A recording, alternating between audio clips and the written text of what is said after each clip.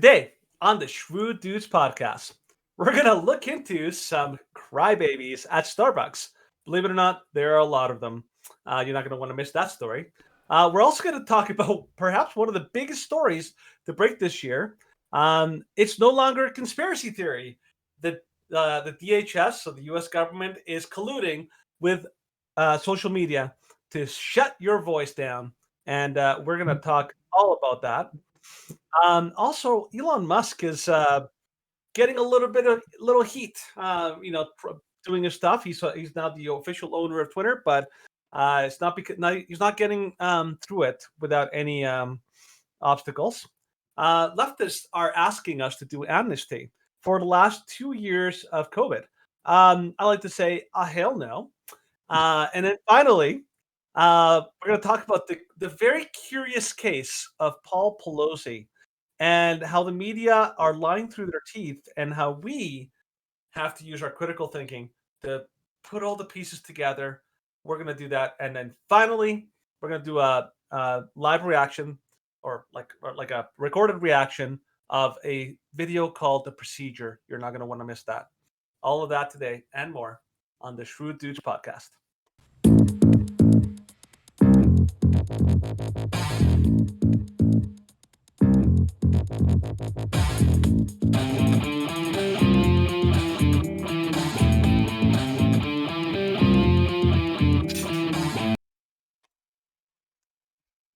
Finally. I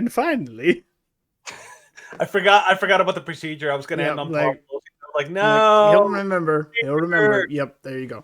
Anyways, so I'm just gonna cut through the noise and just do a Steven Crowder intro. Yeah. There we go. That's actually really good. Apple cider. Good way to go. Take it away, Steven. Yeah. That's right. Is it alcoholic? No, it's hot. It's just hot apple cider. It's really good. I need the other kind to get through this. You need a hot toddy. He needs to clear up that throat. Well, I had some apple cider on the weekend. With a little bit of tequila? Well, no, just like alcoholic cider. Just the worm. Yeah. Anyway, so this is Tuesday News Day, where we recover and recant and talk about all of the stories that happened over the weekend. For all the terrible things we did. Yeah, all the terrible things we did. So, Danny, before we break down all the things which we're going to cover, anything crazy happened on the weekend? You told me you found a good church. I did. I found a good church. Well, I don't like to say that because every church has it will have niggles. I found a church that really does fit well for me so far. I think it's really looking positive, and I'm looking forward to seeing where that goes. The pastor and I, the head that normally it's rare that I even get a chance to talk to the head pastor at most churches. This one, he came up to me and we ended up like totally hitting it off and having a conversation for a good like 45 minutes. We were the last two to leave and we were like still leaving like slowly and still chatting. And he was like really happy to meet me and he was like hoping that I'd come back. He's like, it was really nice to meet you, Danny. And I really hope you'd come back. You know, like, oh, thanks. You know, it was great. Plus he sent me off with a gigantic, to-go container of like rice, which was awesome. So yeah, I feel pretty good about that. Very nice. So I had that, and I had met some cool people this weekend. Hopefully, meet them again in the weekend. So yeah, what about you? Well, Friday I had my Halloween party with Shelly and her group, and I dressed up like a certain Ontario shop teacher, which was a raucous hit. And I cannot post these pictures of that on YouTube because it is very inappropriate. Very spicy. Yeah, Shelly sent the pictures to my mother, and apparently she responded with, "I feel sick." Oh, God. And I'm like, oh, no. Oh, good. Way to go, man. That's how you do it. And then we also went to a church on Sunday, but it was the absolute opposite, and it was a disaster. I went to it, I'm like, no. What have we done? It's like, let's feel like everybody close your eyes. We're going to feel the winds of heaven. And I'm like, that's not a thing. Nope, it's not a thing. I'm like, because I went there because I had read an article about this church about how like the fourth or the last Sunday of every month They do like a how can we like pray for our political leaders and get more involved in the culture. And I'm like, that's cool. I like that a lot. Got to hear that. That was the only thing about that church that I liked. It took them 40 minutes to get through 2 songs. I'm like, come on. They're like that. They're like that. The people we always joke about, those worship bands. They repeat the chorus like 50 times. 50 times. And then it's like the chorus, and then it's like the oh, and I'm like, you don't need to like repeat the chorus and ooze. And I just literally walk into like the Braves, MLB games, like,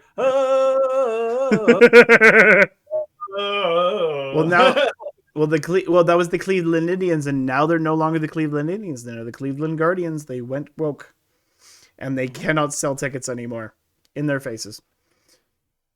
Yep. And then today, my coworker had something crazy happen to him, and so I prayed over him, and I liked that part. We were both in tears. Oh yeah, Stephen. It got real out there. It got real out next to the roof. Oh, you guys got based. Exactly. Got down with Jesus. Yep, got down with Jesus. But somebody who definitely is not getting down with Jesus is this Starbucks employee. And if he had, or she had, she, far better off. Things, it. They, all of the above and none. But let's watch. Let's go. So, check out this Starbucks employee who started wailing on the floor because work is hard. Yeah, so let this person explain why making coffee is the hardest job on the planet. Of course, not safe for work. Good luck. People wonder why we need a union at Starbucks, and I am literally about to quit. Like, I don't know if I'm going to do it, but, like, I really want to. I almost walked out today, and I'm crying in the back room right now, and I almost cried on the floor. It's just... I'm like a full-time student. I get scheduled for 25 hours a week, and on weekends they schedule me the entire day, open to close. I'm on the schedule for 8.5 hours, both Saturday and Sunday. I'm like 3.5 hours into my shift. There's so many customers, and we have 4 people on the floor all day. Only 5 people were put on the schedule, and somebody had to call out. And there are 4 people running the whole store, and there's so many customers, and there's possibly scheduled 5 people. We only have 13 people employed at this store, and there's so many customers. And we don't have fair scheduling. Managers don't care about us. Our manager was supposed to come in this weekend, and he took himself off the schedule, so he wouldn't be able to be held accountable for calling out. He just literally tore down the schedule that he was scheduled on and put up a new schedule where he wasn't on the schedule. Also, he couldn't have even seen that he was scheduled in the first place because he didn't want to be held accountable for not wanting to come in. They don't want to help us. We need a union because this can't happen. This can't happen. We need fair scheduling. We need managers to hold themselves accountable for helping their workers. They refuse to turn mobile orders off. We need the liberty to be able to do that because there's so many mobile orders and I need to get through all of them. And then people are yelling at me because they don't have their orders ready and they don't know what to do. And a customer was misgendering me today, like really badly. I didn't have their order ready. And so they were just like talking like each other and they're like, she's clearly incompetent. I have a full mustache and beard. What the fuck? I don't get accommodations for being neurodivergent. I don't... Like, I can't use... Like, people get mad at me for using my sick time. I don't even know what to do anymore. I'm, like, at my wit's end with this job. I really am.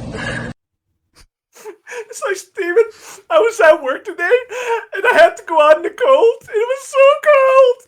And then my boss, he didn't even tell me how good of an employee I was. Yeah. And it was so hard. Well, and the traffic, there was this guy on the road, and he honked at me. There was snow. It was snow. How am I supposed to drive in the cold? They expect me to show up at work if it's -2. Oh no, it's like the worst. What is this, Canada? Oh wait, it is. Yes. Like, I get that I get this poor kid. Yes. And I'll call her a kid because this is like juvenile behavior. Mm-hmm. you and I, Stephen, have been at jobs that have had far more difficult, longer hours, more demanding, more like demanding. Customers angrier. Yeah, but like we're not recording TikToks in the store. My favorite is how this person goes from like literally like bawling with tears to super serious.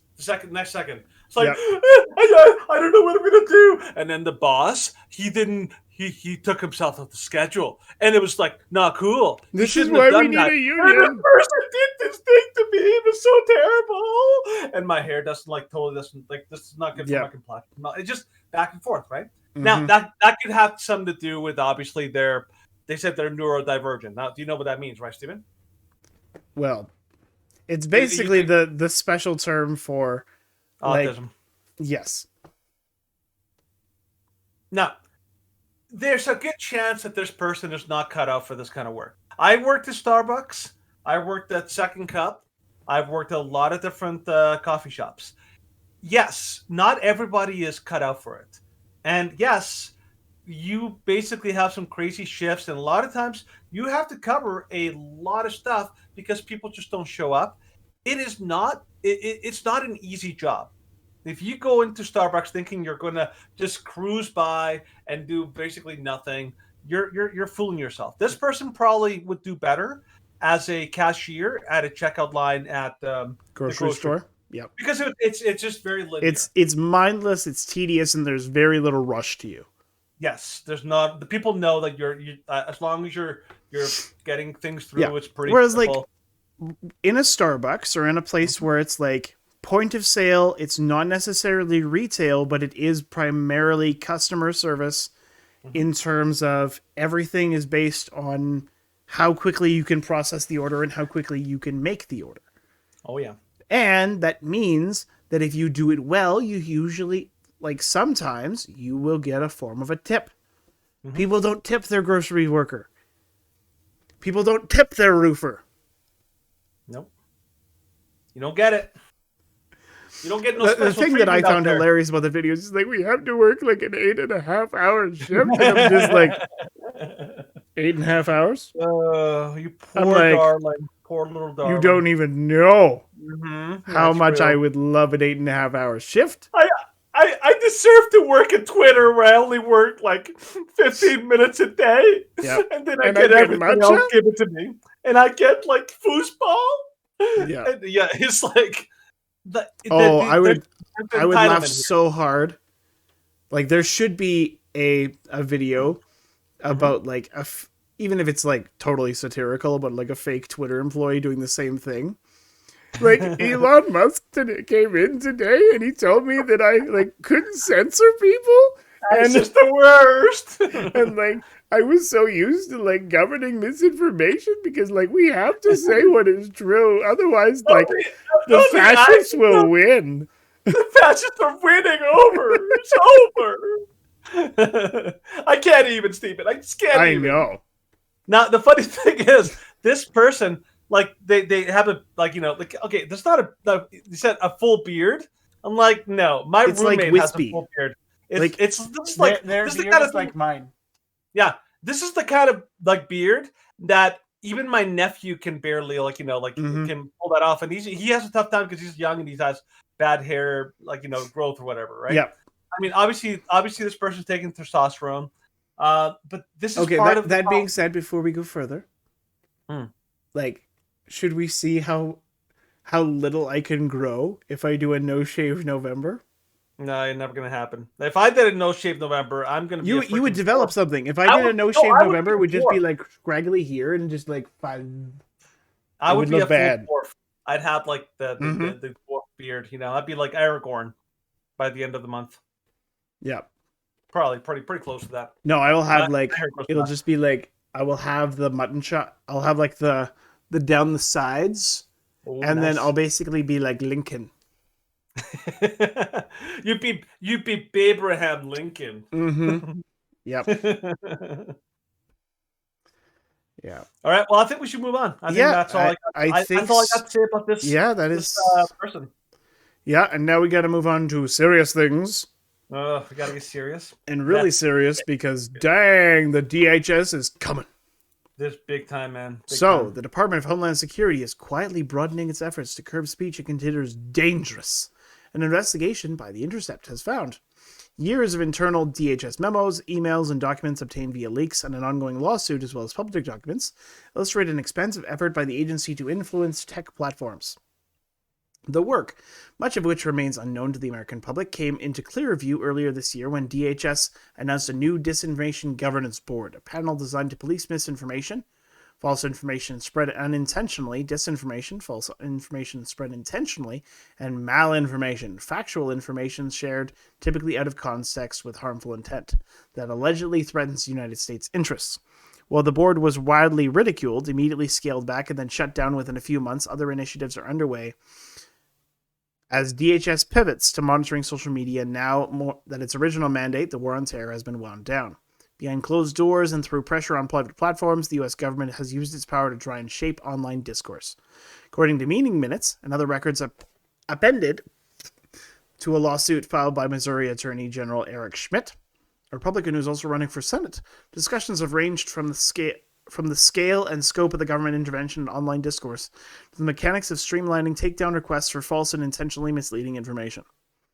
Quote, platforms have got to get covered with government. It's really interesting how hesitant they remain. Microsoft executive Matt Masterson, a former DHS official, texted Jen Easterly, a former DHS director, in February. And of course, in a March meeting, FBI official warned that the threat of subversive information on social media could undermine support for the United States government. Of course, that individual, Demlo, according to notes of the discussion attended by senior executives from Twitter and JP Morgan Chase, stressed that we need a media infrastructure that is held accountable. Yikes. Mm-hmm. We do not coordinate with other entities when making content moderation decisions. We independently evaluate content in line with the Twitter rules. Sure you do. Yeah. Liar, liar, pants on fire. Yep. And then of course, according to the Post-Millennial, this was starting in 2020. They started actively meeting with Twitter, Facebook, Wikipedia, and others to monthly. They did so monthly to coordinate content moderation efforts. Ugh. Yep. Just disgusting. Disgusting. Mm-hmm. Yeah. The problem here is that okay, so for the longest time, we have been told that these are private companies, they can do what they want. So we can't regulate them because they're the only private companies.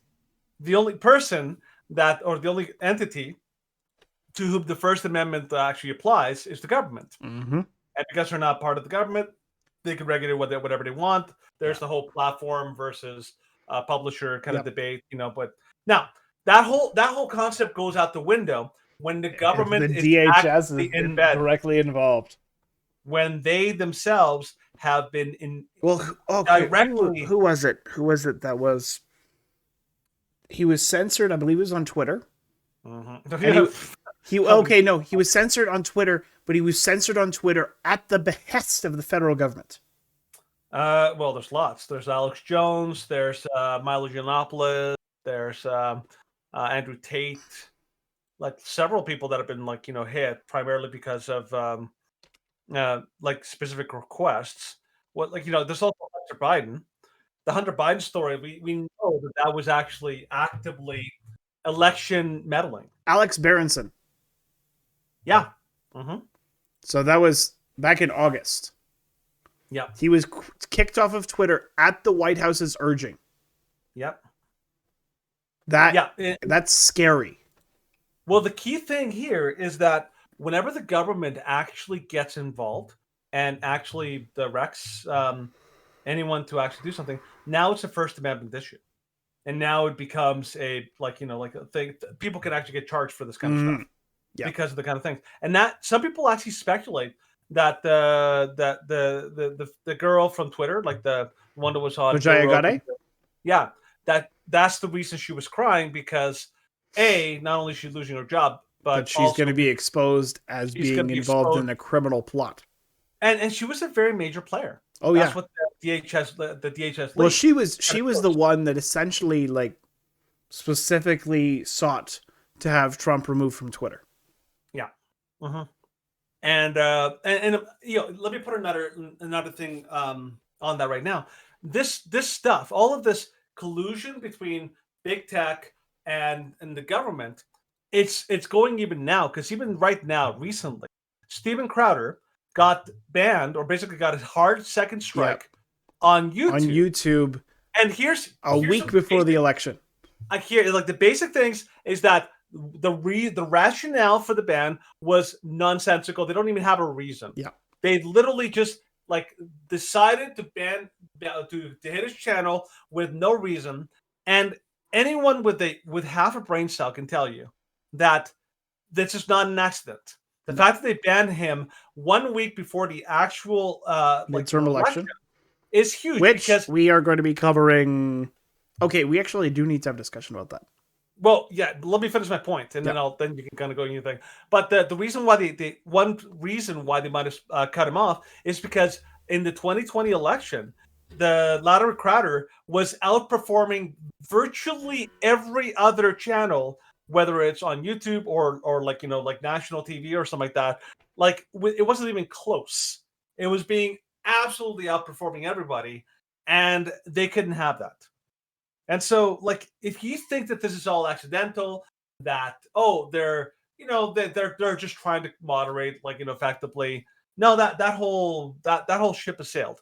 The second this leak came out, it became very obvious that big tech is not playing fairly. They're intentionally manipulating and totally they're basically putting their hand on the scale and trying to basically like sway things that the way that they want. And this is all because after 2016, when Donald Trump was elected, they basically all said never again. Remember that Google meeting? Like I think they had like that big Google meeting, the big powwow, and they're like, "Yeah, we're gonna make sure this never happens again." And that sounded very ominous. And we're like, "Yep, it sure did." And now it's looking like they've done it. You know, they did it. It's like on Megamind. He did it. He did it. You did it, sir. It's like I did it. I did it. Okay, just prior to that is one of the best lines. Your weakness is copper. Yeah. It's like, eh? It's like, but justice is non expiring. Oh, but it can be easily reheated in the microwave of evil. One of the best Panther things. Oh yes, revenge by the heat of revenge. It's revenge, and it's a bitch best served cold, but it can be easily reheated in the microwave of evil. So good. Oh, Megamind, like one of the most underrated movies. Underrated movies. Easily. It is one of my favorites. It is the best thing that Will Ferrell pretty much ever did. Yeah, and Brad Pitt was awesome, and Tina Fey was awesome. Like everything It was awesome. hilarious. Yeah. But okay, so going back to the story, and I'm not allowed to watch that movie because I'm just like, you will quote the heck out of it. Oh, I quote the heck out of it. Yeah, it's so good.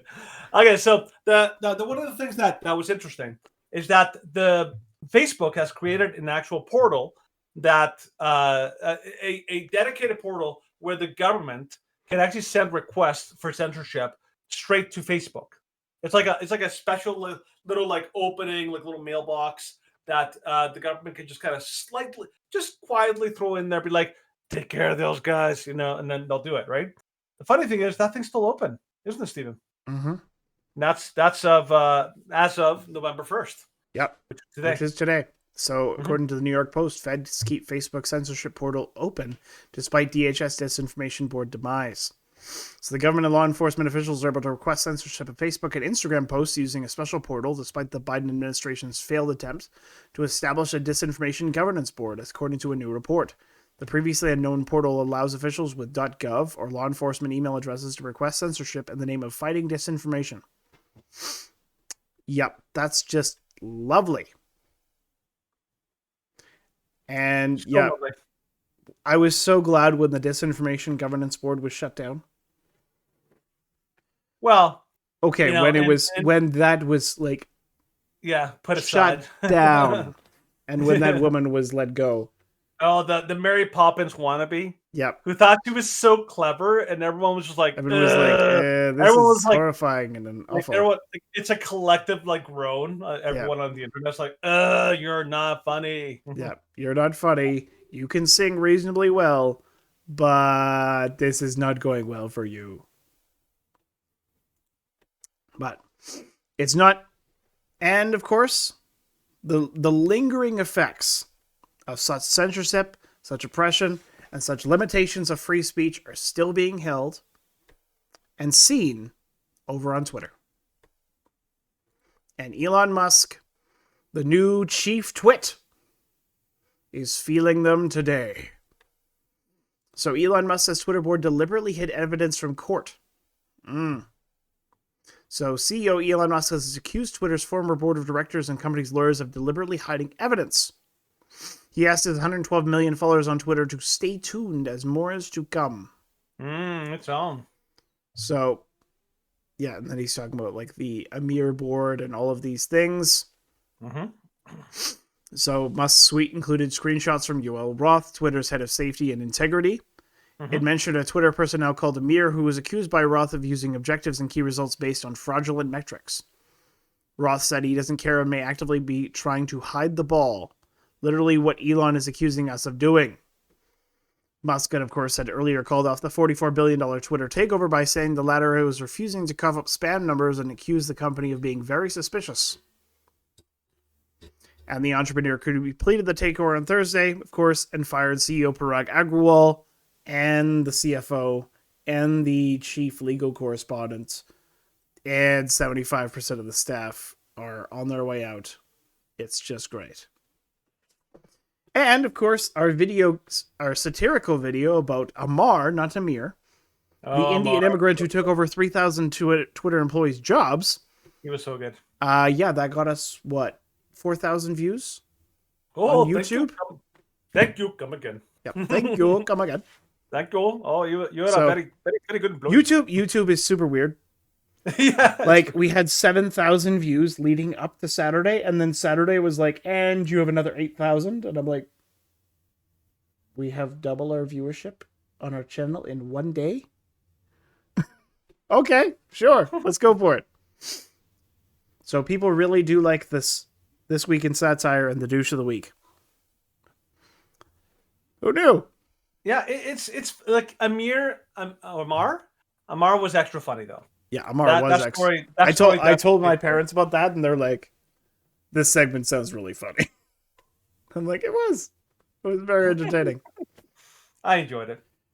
Yeah, I think Stephen enjoyed it too. Oh, I did. I always like this week in satire. It's a great way to start off the show, just like today's episode, starting off the show with the whiny Starbucks employee. Although that was fun. Yeah, that was fun. But yeah, Elon Musk is just having plenty of issues with Twitter. We saw some of these problems coming. Like there is some speculation that Elon tried to back out of the deal when he learned about like this whole DHS. Like it's possible that he learned about the DHS connection, and then he's like, oh, well, I won't be able to like actively reveal this. And so it might have been that he was just like, okay, well, if I'm being forced to buy the company, then somebody's going to find out and they're going to leak it so that I don't have to. Because DHS, like if Elon had been the one that would published it, DHS would have come for him like crazy. But if it was investigative journalists publishing from leaks from internal sources, then that's just investigative journalism. And as long as you're not David DeLayden, then the government won't come for you. Well, it's interesting, like, with Elon Musk, is that he comes in and people still feel entitled. Like, this is, like, such a shock about the culture at Twitter. The fact that, like, the people at Twitter, like, they write him, like, last week, they wrote him, like, this letter, this demand letter. Be like, we demand that you do not fire us. You cannot fire any of us. And you cannot, like, discriminate based on political view and not the other things. And, like, it's just, like, brutal. You cannot discriminate on political view, but only if you're not a conservative. Jeez, my goodness. Yeah. It was ridiculous what they were asking, and now of course like Twitter is demanding even more of Musk. So from Brave, Elon Musk gets hilarious actual real email from Twitter about mandatory course he must finish in 30 days about what it means to be a good manager at Twitter. Yeah, that laughing face. Yeah, is the that kind was funny. That was Inviting good. him to begin a course called Managing at Twitter 101. M101 covers what it means to be a good manager at Twitter by showing you how to create opportunities for impact, help your tweeps grow their careers, and demonstrate care for your team. No, we're not calling them tweeps. We're calling them twits. Okay. Yeah. That is literally. Then of course, once he's done managing Twitter 101, then it's managing at Twitter 201. Gosh. Yeah. This priceless information that clearly kept them from going bankrupt. Oh wait. Yep. Clearly. No, not. they're pretty much surviving only on government handouts, I'm guessing. Yeah. That's So replying to someone who asked what the most messed up at the social media company, Musk replied, "There seems to be 10 people managing for every one person coding." Yep. That's pretty much how it read. And of course, now he's officially labeled himself the chief twit. Oh, that's the way. That's the way, man. I'll give it to Elon Musk. He's not like a top-notch comedian like, Dave Chappelle, Steven Crowder, like that. But he has some really decent takes. Oh yeah. I enjoy it. The Kitchen Sink one, I was like, it's not the top-notch, but it works. Yep. I'm happy about it. No, I'm everything that he's done so far. Like I'm not the biggest fan of the guy. I think that his movement towards neuro connectivity with AI is ooh, I don't like that. Nope. I think he's transhumanism, I believe the term is. Yeah, I think he's just he's an innovator. Yes. So when he sees something that he says, "Oh, this is cool. This is like a new innovation. Let's move towards this full see what force." it can do." Well, I mean, he created SpaceX. He created Tesla, the company, and I mean, he's an innovator. So I'm not surprised that he would go after that. So he's kind of a mixed bag. Yep. On the one hand, you love him for some things. On the other hand, you're like, okay, this could be better. But to be fair, I'm glad that he's on our side because there's so few people in his position that actually. He's better than Dorsey, and he is a billion times better than Agrawal. Well, and what's the guy's name? The guy who funds all the DAs and all Soros. These Soros, yeah, another massive billionaire who funds all these crazy left wing things. Bill Gates, left wing. So it's kind of nice to have one guy on our one billionaire on our team. 1 billionaire on our side. There's more, but he's the most prominent for sure. Yes, he is definitely the most prominent. This guy's got skills. Yep. But talking about those who may or may not have skills, let's talk about the United States Supreme Court taking up race-based college admissions. Well, hold on a second. You can't. You are not allowed to say that. No matter what they've done, good or bad so far, they literally delivered the best decision this year alone. So they get all the benefit of the doubt. So no, I'm talking about whether somebody deserves it or not, in terms of whether they deserve to be admitted to college. Gotcha. Okay, I thought you were talking about the Supreme Court. No. Hands up, my people. Hands up, people. Supreme Court, 2022. You're doing the right things. Yeah. And they're continuing along those lines, especially Clarence Thomas. Clarence Thomas is an amazing judge. The boss. Yeah. So, the Supreme Court has heard 2 cases that could dramatically alter the extent to which universities can consider an applicant's race during the admissions process. The eventual ruling could end decades-old affirmative action policies and significantly affect how universities manage admissions. Affirmative action is amongst the most contentious issues in the United States education, mostly because it's racist. Super racist. Conservative justice on the court appears skeptical of those policies. The cases heard on Monday concerned admissions at Harvard and the University of North Carolina. The court heard challenges to their admissions policies, which consider race amongst many factors when evaluating applications. It's designed to boost the number of Black and Hispanic students and are intended to ensure minority groups are fairly represented amongst university student bodies. But the question being weighed by the court is whether or not they are discriminatory and violate civil rights laws. Well, that's obvious. The eventual decision could radically impact the admissions plans of hundreds of institutions of higher education across the United States. And of course, the plaintiffs, nonprofit called Students for Fair Admissions, accused Harvard of discriminating against Asian Americans applicants in order to boost representation for other groups. And of course, in the other case, the same group argues the college's use of race in its admissions process violates the United States Constitution as well as federal civil rights laws that cover public universities. It's funny, Stephen. Yeah. When people tell me, Danny, did you know there's racism still? And I'm like, oh, you bet there is. It's called some Democrat side. Affirmative action. It's all on the Democrat side, and then they're just like, liberal side. No, What? that's anti-racism. Whatever. It's like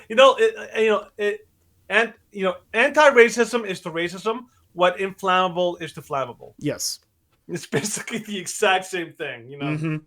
I cannot believe it's flame resistant. I cannot believe that people still believe that this is not somehow discriminatory. It's crazy to me because this is so. Imagine. Let me give you an example. Imagine you, Stephen. You're in charge of this new church, and you come in and you look around, and you're like, "Huh, that's weird." There's all these white people, and not a lot of Asian or black people or all the kind of stuff and all that. And without taking any idea or without investigating it at all as to why these people are here or how qualified you are, you basically start going on a massive firing spree, all the white people, and then you go on a massive hiring spree, all the colored people of all kinds and all that. Who cares if they're qualified or not? It's just the skin color is all that matters and all that. Have you made that place better, Stephen? No. No, why not? I thought that is more diverse. But it's only diversity of appearance. It's not diversity of ideals. It's not diversity of opinion. And it's certainly not diversity of talent. No. And it's terribly unfair to the people who were working there, who were doing a bang-up job. Well, we look at the most recent significant affirmative action hires that are not just in university. We look at Kamala Harris, who was hired because she was an ethnic woman. We look at Ketanji Brown Jackson, who can't define the word woman. Oh, we so think alike. It's great. Yeah. We look at... and now we're done. I was thinking of another one. Dang it. Another obvious one? No, it's not. Those are the two really really obvious ones. Yeah. Yeah, okay, so another great example would be Mr. Trudeau, who decided half of his cabinet would be black or minorities. Would be women. Well, minorities and of course extra diversity in terms of minorities. Yeah, you gotta throw it and it was totally artificially done, and he bragged about it. He bragged about how diverse his thing was. Well, yeah, he did a mic drop. Yeah. He's like, because it's 2015. It's because you're basically just saying well, all the men are in the roles that they should be, and all the women are just kind of haphazardly thrown in there. Because feminism. Because feminism. And that's all you need to do. You say one word, and that counts as an argument. It's like, hey, I come up, I walk up to Steven, and I punch him right in the face. He's like, "Why'd you do that?" Be like, "Racism." Racism. Oh, okay. Well, I guess I had it coming. Well, I know that several people who have watched our content on social media would love to punch us in the face. Yeah. There was one guy on the weekend who accused us of racism because we wouldn't accept that George Floyd. And he's like, "George Floyd was murdered," and I'm like, "No, he wasn't." And he's like, "Then you're racist," and I'm like, "Of course, you're an idiot." Must be hard to deal with with disappointment. Yeah. But affirmative action, it not only harms candidates for university positions and applications that have gotten to those positions by their merit, it also harms those that are promoted outside of their merit because it creates what's called mismatch. Because it puts them and elevates them to a place that they are not ready for, and they are not qualified for, and eventually they end up dropping out of these really high prestigious institutions of learning when they could have gone to a lower institution and excelled. They've gone to Harvard or Yale And then they failed. Because the standards are far higher. And they could not meet them. Mm-hmm. So it's not a beneficial process. I thought that it was great when Clarence Thomas was actively just... He was kind of trolling, but it was trolling in a solid way, because he's just like, what's... Like, can you define diversity? Because it seems to mean all things to all people. I'm like, yeah, pretty much. Because that's how they use the word diversity.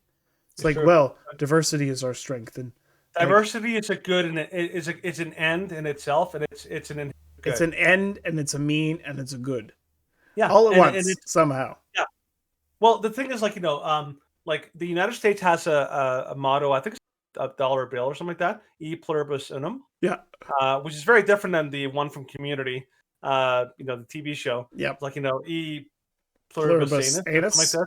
Anus, or something like that. But the idea that the Latin means out of the many one. The idea of like the pursuit of unity among diversity, which is always the difficult. It's kind of the idea of the United States, where it's all about the melting pot, where it's bringing elements from other cultures, but it's bringing them in, and it's saying you have elements from other cultures and you're bringing them in, but you are still distinctly American.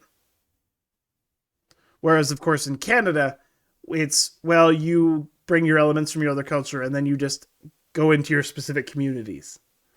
And then you just act the same way that you were in your other communities, which is why there are like condos in Toronto that have legally allowed Sharia law.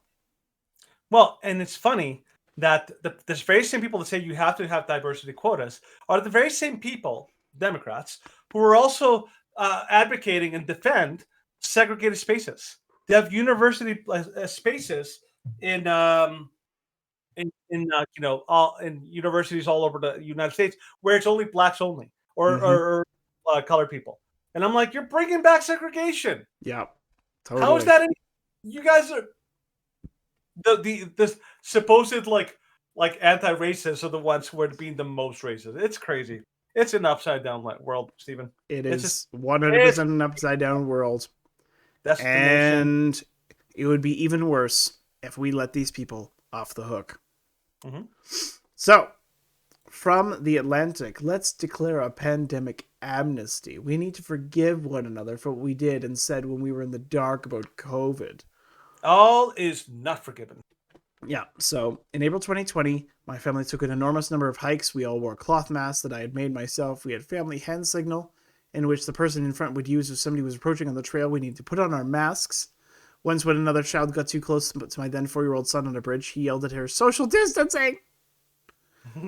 Those precautions were, of course, totally misguided. In April 2020, nobody got the coronavirus from passing someone else hiking. Outdoor transmission was, of course, vanishingly rare. A cloth mask made of old bandanas wouldn't have done anything anyway, but the thing is, we didn't know. We've been reflecting on this lack of knowledge lecture to the class I'm co-teaching at Brown University on COVID. We spent several lectures reliving the first year of the pandemic, discussing the many important choices we had to make under the conditions.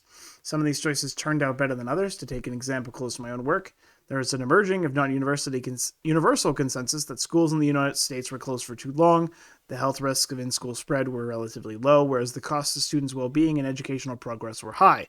The latest figures on learning loss are alarming, but in spring and summer 2020, we only had glimmers of information. Reasonable people who cared about children, advocated on both sides of the reopening debate. And of course, when the vaccines came out, we lacked definitive data on the relative efficacies of Johnson & Johnson versus the mRNA shots. The mRNA vaccines won out in that they just became more popular. But at the time, many people in public health were either neutral or expressed a J&J preference. This misstep wasn't nefarious. It was the result of uncertainty. No, give me a freaking break. Oh, gosh. Yeah. These people. That was their justification all the way through. And by the way, just a little side note, there's a difference between the people who are just general public, like you, me, Stephen. We ran into people all the time who are just general public who don't know any better and they don't want to know any better. They're like, just trust the experts. Well, like this is the most important paragraph of the whole thing. So we have to put these fights aside and declare a pandemic amnesty. We can leave out The willful prevails of actual misinformation, while forgiving the hard calls that people had to make, that people had no choice but to make with imperfect knowledge. LA County closed its beaches in summer 2020, ex post facto. This made no more sense than my family's mass hiking trips, but we need to learn from our mistakes and then let them go. We need to forgive the attacks too, because I thought schools should reopen, and argues that kids as a group were not at high risk. I was told a teacher killer and genocidaire. It wasn't pleasant, but the feelings were high, and I certainly don't need to dissect and rehash that time for the rest of my days. Moving on is crucial now, because the pandemic created many problems that we still need to solve. All of those decisions, like, she's still calling out those who resisted the mandates. She's still calling out those who resisted the masks. She's like, I'm not talking about those who were deliberate purveyors of misinformation, which they would still call us, and many still do. But guess what? We've sourced all our stuff. We've backed it up with real data. We were never purveyors of misinformation. We just didn't trust the narrative. And we're still, it's like, oh, no amnesty for them. They should still be having their accounts locked up. They should still have no presence on the internet. But the people who forced people into their homes, the people who locked down schools, locked down businesses, and basically condemned hundreds of millions of people into poverty and semi-starvation. Well, we should have amnesty for them, because they had to make the hard decisions based on limited information. Guess what? If you don't have the information, don't make life-changing, life-ruining decisions, asshole. Yeah, I think the problem is that was a justification for just about everything, and that all of the actions being taken by government were not actions of people who didn't know. They were actions that had very severe consequences. Like, I remember having a very long and very, like, elaborate back and forth with my MLA, Jeremy Nixon, who's my MLA here for Calgary. And I went back and forth with him. And I'm like, here's the evidence. Here's the evidence. Here's evidence. Here's truckloads of evidence and studies and all these things that all demonstrate that you're wrong on this. Please explain to me how you can justify these actions. And then in the end, he basically always went down to, like, well, I just trust the experts, and, well, with nothing we can really do about, well, like, it's always like this, well, not my job. I can't be held accountable kind of nonsense. But if you really didn't know if masks worked, then you make them optional. But they didn't act like they didn't work. They acted like they were, like, life-saving, like, like do or die, and people were dying on the street. People still act like that. Well, like less and less now. Less and less, thank goodness. But there's still a decent segment of the population that are just like, masks are the best tool we have against COVID. And I'm like, according to who? It's not based on any randomized clinical trials. Yeah. And they're like, well, it doesn't matter that we don't have any RCTs. I'm like, really? Doesn't matter? I thought you cared about the science. Yep, care about the science. You're just a denier. Yeah, but the thing is, like, if there was no consequences, if the actions didn't actually have consequences, like, that actually harm people, then okay, maybe we could talk about an amnesty. But that's not the case. It's the same thing, if you think about it, to the Japanese internment, both in Canada and the United States. They, during World War II, they literally, like, put people into, like, camps, like Japanese people, because they thought they're like, oh, they're going to be, like, working for the Japanese, and they stole their property.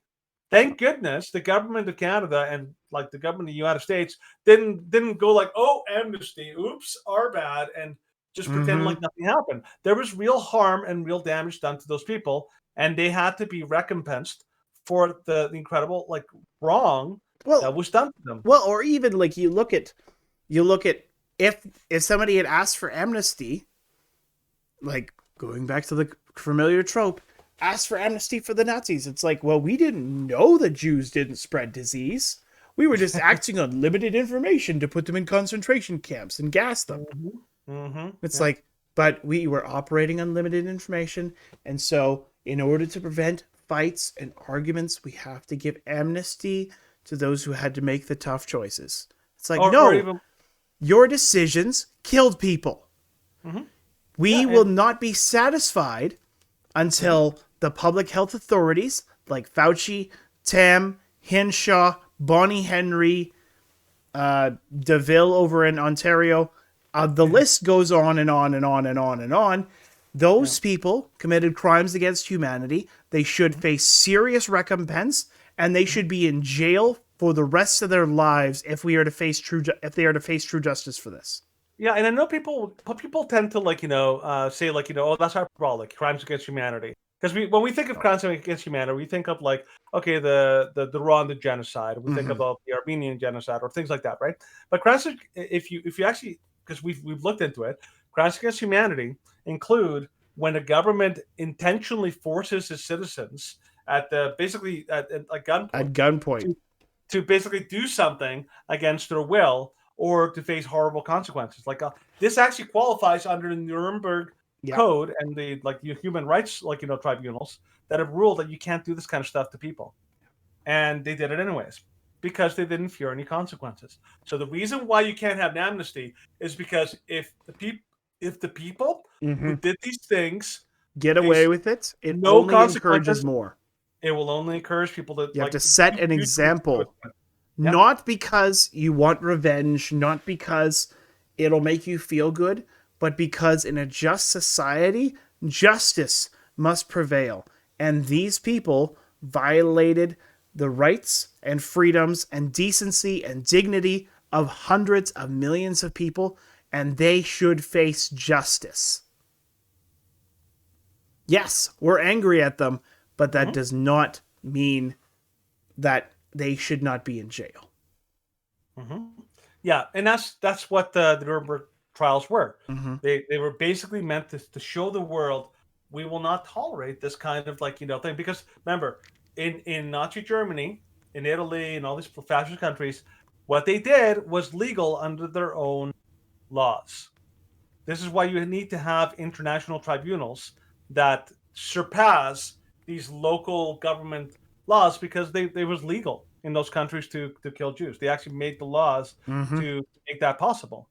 And so you can't expect that here. In Canada, we basically and even in Canada, we even broke our own laws, including our own charter of rights, to be able to accomplish this kind of nonsense. So yeah, let's get a little bit of accountability here, because that's necessary, because people are dead today that would not have died if these monsters in government hadn't done this. And by the way, last thing, the pandemic didn't do this.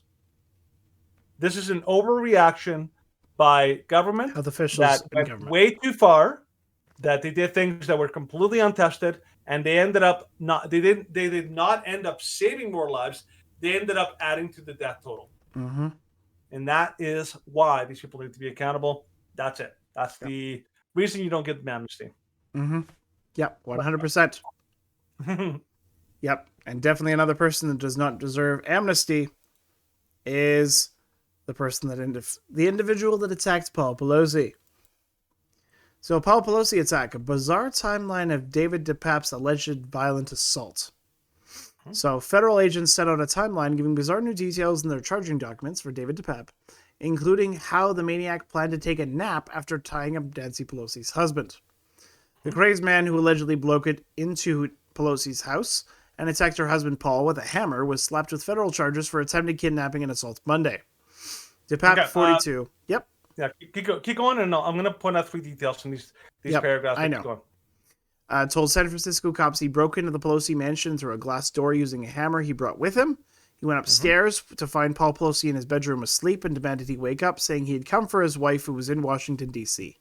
Okay, so one of the things we're going to do as we go through this story is we're going to make a very clear dividing line. Okay, Stephen? Make a clear dividing line. On the one side will be all the things that are factual, like where it's night and day, it's undisputed facts.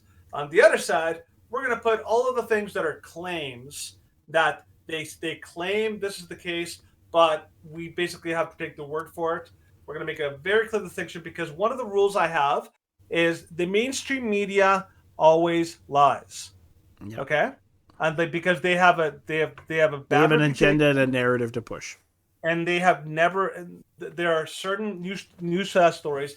They all coordinate the same story in order to push an agenda. So one of the I'm going to point out 3 facts from this little spot here. Maybe you can point it out to me here, Stephen. So in the part that says the PAP, he said he broke into the Pelosi mansion through a glass door using a hammer he brought with him.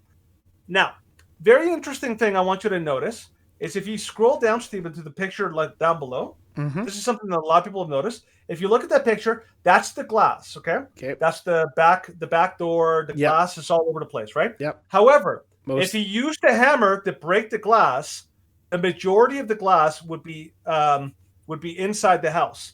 But as you can see here, there is a crap ton of glass on the outside. Okay, which a lot of people have pointed out. If you break glass, it goes inward, inside the place where you're going, not outward. So that's something we have to keep in mind. Okay. Now, another thing that they claim in this article, they say that he broke into the Pelosi mansion through the glass door. Sorry, he went upstairs to find Paul Pelosi in his bedroom asleep, and demanded he wake up, saying he had come for his wife, who was in Washington D.C. I heard this from a number of different places. Yeah. Do you remember what they said that he was screaming or yelling as he went in there? What was that? What Where's was the thing Nancy? Where's Nancy? Right. Okay. Here's the question: If he woke Paul Pelosi up from his bedroom, if he surprised him and he was sleeping and he suddenly surprised him, then where did the "Where's Nancy" come from? Who has evidence that actually happened? That's what we're being told. That's a claim that is either totally ludicrous, totally based on hearsay. Either Paul Pelosi was already up and he heard him yelling that, or he was asleep. Yeah. Which one is it? Because he couldn't have done both. He couldn't have surprised them, and yet also have "Where's Nancy?" So that seems very sketch. The idea that "Where's Nancy?" the whole thing there. Okay. Yep. So there's a couple of things that we're hearing about the story that are very kind of suspect. So those are a couple of things I want to point out that are a little bit like sketch. You can keep going. Okay. Apparently the psycho then recounted he took out twist ties from his pocket so he could restrain Pelosi. Pelosi moved towards another part of the house, but DePap stopped him, and together they went back into the bedroom. The DOJ department's document said.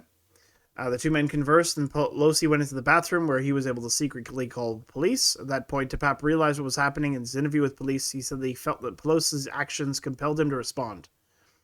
DePap remembered thinking there was no way the police are going to forget about the phone call. In another head-scratching twist, the alleged attacker later told police more than once he did not leave after Pelosi's call to 911 because, much like the American founding fathers with the British, he was fighting against tyranny without the option of surrender. Okay. DePap and Pelosi had gone downstairs by the time police arrived and knocked on the door, which the 82-year-old rushed to open. Pelosi grabbed onto DePap's hammer, which was in his hand. At that point in the interview, DePap repeated that he did not plan to surrender and that he would go through Pelosi. Then he began beating him with the hammer, fracturing his skull in the process. Okay. So let's go through a couple details there and some of the things that are being said. Okay. First of all, Stephen, do you find it odd that if this is supposed to be like a home invasion, like they claim, do you think it's possible that the home invader would casually allow the person to call the police and to go to the bathroom? Yeah, no. That seems very sketch, right? Because I'm like, if you're there holding someone supposedly at risk, then why the heck are you letting them go by themselves into the bathroom? Then a lot of people point out that after the 911 phone call, then he went directly. That there was only 2 minutes between the phone call was made and the police arrived at Pelosi's house. But they were still upstairs, and then we hear stories that somehow Paul Pelosi got all the way from the upstairs, like master bedroom or bathroom, all the way downstairs to the front door to open the door and allow the cops in. You're telling me that he had a chance to do that in 2 minutes while being held, supposedly, by some kind of a crazed maniac or something like that?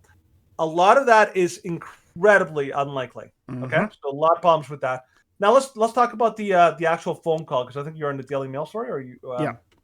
Okay. So here, go into the story, because we want to cover some details about the phone call. So. So he dialed 911. The 911 operator said to have said something was wrong and prioritized the call, likely saving his life. Oh. Police were at the home within 2 minutes of receiving the call and arrested David DePape. So yeah, maybe go down to the actual call. So this is something, of course, they don't meant. He posted some right-wing stuff, but he also he was also a hippie and was part of a nudist colony. Oh yeah, we're gonna get to that. Yeah, we'll get to that. Yeah, we'll get to that. But this. Remember, there's a narrative that the media wants to push, and that narrative is all speculation, all again, half truths, a lot of lies. You have to get through it. Here, I don't know if you can go right through the story, right through the actual phone call. Let's go to the phone call, and we'll cover some of those. Okay. And 2640 Broadway, across of Scott and Normandy. I have a 14-hour copy. RP stated that there's a male in the home and that he's going to wait for his wife. RP stated that he doesn't know who the male is, but he advised that his name is David and that he is a friend. RP sounded somewhat confused. Is a friend? RP sounded somewhat confused. 12 over back and copy.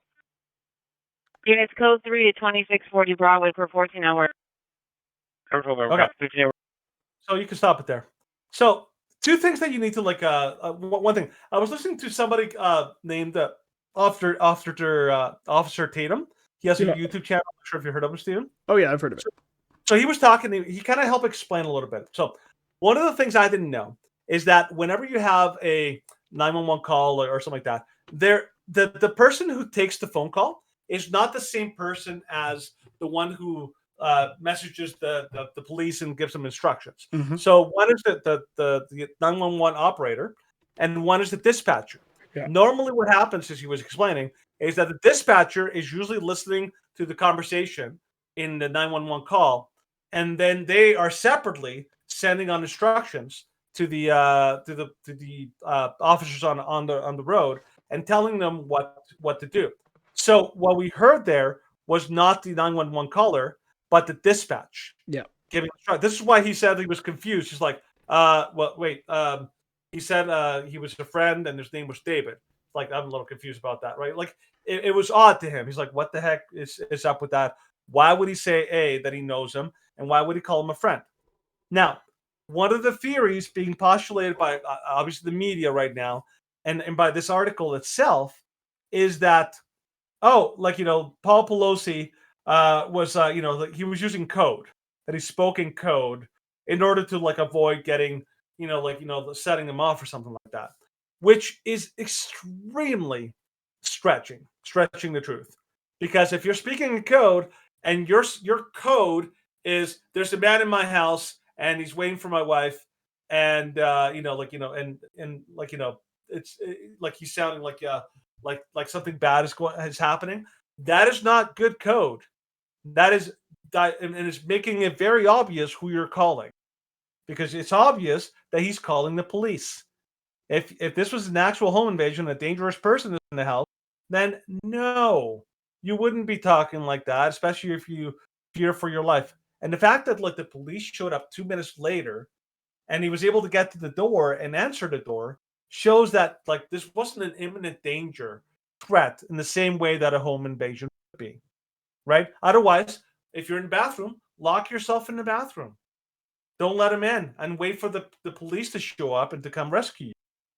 That is not what you do if you're actually in duress and under danger. So that whole part of the story is very, very sketch, very problematic. I don't know what you want to cover some other stuff here. Yeah, let's even just move on to. We can go on to the next story. Yeah, go to the Washington Examiner story. Washington Examiner. Police officer clarity and unknown person mystery. So,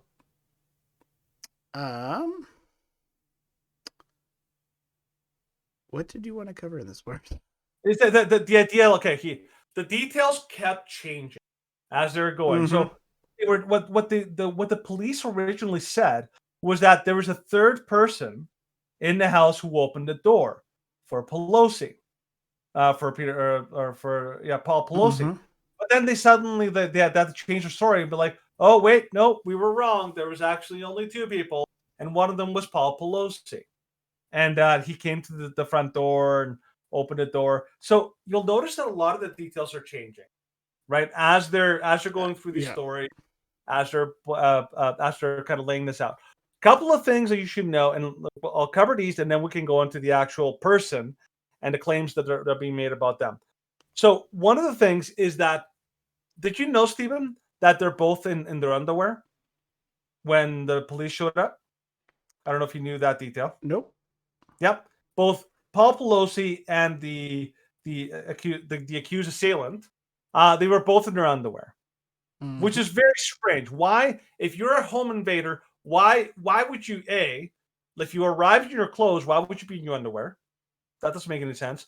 Or if you arrived in your underwear, why would you be in your underwear? Like, it's very odd that this guy would be in his underwear at all. Two, they did say that there was a hammer, but that both Paul Pelosi and this guy were holding the same hammer. And that finally, when the police finally showed up and Paul Pelosi had opened the door, that is when this guy started attacking Paul. So he started attacking him once the police were now in the house, or at least had access to Paul. And all you can tell is that he basically started attacking him, like, now that the police had arrived, and the police didn't do anything to stop it. They basically went to try to make a citizen's arrest, right? So there's a lot of things about this that don't add up. One of the big things is the fact that, how does a random guy in his underwear break into a multi-million-dollar house with no issues whatsoever and completely surprised, Paul Pelosi? That all seems extremely suspicious, especially the fact that even Barack Obama or Donald Trump, even they have Secret Service protection and security details and home alarm. And the most basic thing is home alarms. But no. They none of this was active. There was nobody protecting the house. There was not a single alarm that went off in the house. Nothing. So this is why a lot of people have speculated, including Elon Musk himself, have speculated that there's something else that may have been going on. What are the two theories, Stephen, that you've heard of what the alternative scenario might have been? There's two competing theories. I don't know if you heard both. Well, I've read up on the one which is going to be covered in just a minute by the Santa Monica Observer. Okay. And you don't know the other one? The other one that I have heard. Because even Tim Pool talked about this one today. Yeah, Tim Pool talked about how, there's a couple competing things where it's some have called him, of course, fringe right wing, and some have called him, of course, fringe left wing. Mm-hmm. But most of the other theories, that are more mainstream, are just that the guy was crazy. Well, okay, so I'll cut your misery. So the narrative that we're being given by the news, which is almost entirely, most likely, a false story at least in some extent, is that this was a right-wing crazy person who went in, and it was politically motivated. Solely by the fact that he reposted some things by QAnon, and he was not sure about the 2020 election, which, most sane people aren't. It's called a media hoax. Anyways, now there's the other two theories. Number one, Tim Pool talked about this one, is that this may have been a drug deal gone wrong. Because there are a lot of things and a lot of evidence by a lot of neighbors that say that this guy not only was very heavily a drug user, but he also tried to give away and also sell drugs to local neighbors and people around him. So there's one theory is that maybe there was drug use being either sold or that they were either, or that they may have been doing drugs at the house, Yeah. and something went wrong. Maybe he was having a bad trip, and suddenly everything started getting really out of hand, which is what prompted Paul Pelosi to call the cops. But of course, if he's actually doing something illegal, and if he's doing something that's maybe shady and doesn't want people to know, then he's why not would he going call the to. cops? Well, why? Like, he wouldn't declare what is actually happening, but he would just want the cops to come. Yeah, it would just Right. like if it was something, if he was on drugs and say they were having a medical emergency, Mm-hmm. then he wouldn't say, he would just say, oh, like something's happening to my friend. Mm-hmm. Like that's typically how people try and cover up a drug overdose that leads to something. It's like, oh, my friend's having a heart attack. No, I don't think it was a drug overdose. Some people. No. when it- I'm just saying that that's when they're- typically when they're what on- happens. No, but if somebody, there's the possibility people can go a little nuts when they're on drugs. If Mhm. they have a bad trip, they suddenly get really manic and Paranoid, very, yep. paranoid and all that. So that could be the scenario that could have been, which prompted Paul, like Paul Pelosi, to feel like, okay, I need to call the cops because I'm getting a little nervous about this guy. He's a little bit unhinged. Maybe this is going on. That's another alternative theory. But here's the big theory that Elon Musk himself and a lot of people have actually postulated about this whole Paul Pelosi incident. And this was in the Santa Monica Observer. Now, if you go to the Santa Monica Observer, you're not going to find a story. That's why I had to get this one from the Substack, because they copied and pasted the entire story. But basically, what the guy basically argues is that this may have been an actual. Here's the title. Actually, can you read the title, Steven? So the title from the Santa Monica Observer. Yeah. The awful truth, Paul Pelosi was drunk again and in a dispute with a male prostitute early Friday morning. Okay, so now what are the reasons why he thought this? So he says a little bit lower. Paul Pelosi stated he doesn't know who the male is, but he advised that his name is David and he's a friend. Yeah, right. So as San Francisco gay bars closed at 2 a.m., two gay men met in a bar and went home together. Happens every night in the city by the bay, except one of these two men was married to House Speaker Nancy Pelosi. I might disappear for telling the truth. If I do, you all know why. But here's what really happened early Friday morning in San Francisco, in my humble opinion. According to all this kind of stuff. So he's talking about the dispatch call. And he said, it's been a rumor for years in San Francisco that Paul Pelosi is gay. David DePape is said to be a Castro nudist. The lunatic who allegedly assaulted Paul Pelosi is a Berkeley resident and a former Castro nudist, protester, and a hemp jewelry maker. Sounds totally MAGA Republican to me. This is from Twitter. Okay, so here's the theory as related to me by a source. Castro nudists are a group of really radical gay male prostitutes that parade around naked with some Dick rings rings. around their dick rings. First of all, the police did not come in response to an alarm. They came in response to a wellness check, so someone called them to check on Pelosi. When he didn't answer the phone, the cops broke the sliding glass door to get in. Pelosi was struggling with the suspect, who was in his underwear. Pelosi owned the hamburger, not the pap, and the male prostitute was doing something Pelosi didn't like. So you can kind of read the whole theory here, but basically the theory is based on a couple of things that we know about the pap. Number one, we know that the pap is part of a very weird, collective nudist group. We know that the pap is gay. How do we know this? Because, from several, eyewitness reports, including his partner, the woman who he has children with, revealing that he had actually had sex with not only his daughter but her brothers. And then there's a lot of evidence, in different places that show that the pap has a penchant for, for homosexuality. So that's one thing. Another thing is that he's incredibly big on. He's a very serious drug user. The whole neighborhood around that house says that the house is weird. That they prance around naked in front of their children. A lot of these things are weird. This guy, the house is decked out and all sorts of leftist kind of stuff. So altogether, a lot of things don't add up. But now, a lot of people are going to say, well, you can't share this story because it's all speculation. And it's well, we don't really know, but we do know a couple of things about this entire story. Is that the facts don't fit. And if you ever watch Brooklyn Nine-Nine, like me and Steven love the show, Mhm. it's a fun show. One of the things is when the story given by the suspect and all the details and all that, when they don't add up, you have to be like, something's wrong here. We have to make sense of these details. And the details are not adding up. Not at all.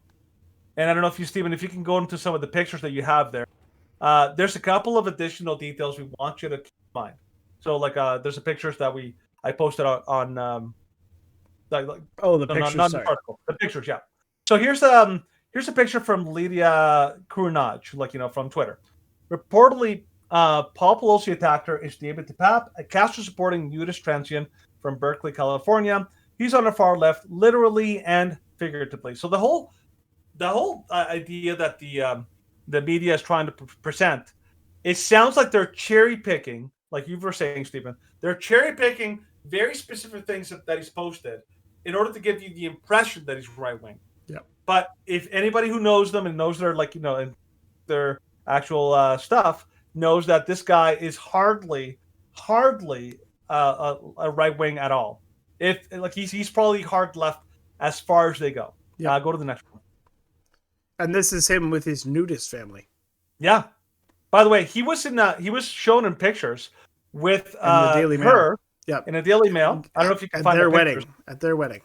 Yeah, they had a wedding, and they basically were out in public in front of City Hall in San Francisco. Or it's in this one, or there it is. No, this one. There it is. So here he is, and they're basically nude in public. So the woman is completely nude. They're basically prancing around in front of City Hall, totally nude. This guy has actually been accused of being a bit of a sexual, and he's attended like you said, he's part of a far leftist group that has gay dick rings essentially. Yep. Next picture. These are screenshots, by the way, of actual Twitter posts. This is his house, or the house where he lives. Jackson Van Derbecken. So FBI visits Berkeley home tied to Pelosi beating suspect. The Victorian is dubbed a hippie collective by neighbors. Now, if you actually look at the picture, I don't know if you can scroll down the picture a bit. That's all. So right there, that's a rainbow flag. Gay American flag. Gay American rainbow flag. They have BLM symbols all over the windows. They have a lot of paraphernalia throughout the house. This house does not reflect somebody who is a right-wing extremist. So the whole narrative is extremely suspect, and there's a lot of different places that show that. All right, next picture. This is recapping the Harmeet Kid Dillon story. Yeah. So what does that one say? So my firm served a lawsuit against Paul Pelosi after attempting to serve the other residences. In Napa, Georgetown, they weren't home, but staff were, and multiple law enforcement officers were on this perimeter. Break-in is odd given the level of security around, of course, the Speaker of the House. Yeah. Okay. So I have a friend, a good friend of mine. They have a lot of children. Even they can afford an alarm. For their house. They actually have an alarm. You open the door, the alarm goes off. You open the window, the alarm goes off. They are not rich people. Yeah, that's called You're me. telling... Huh?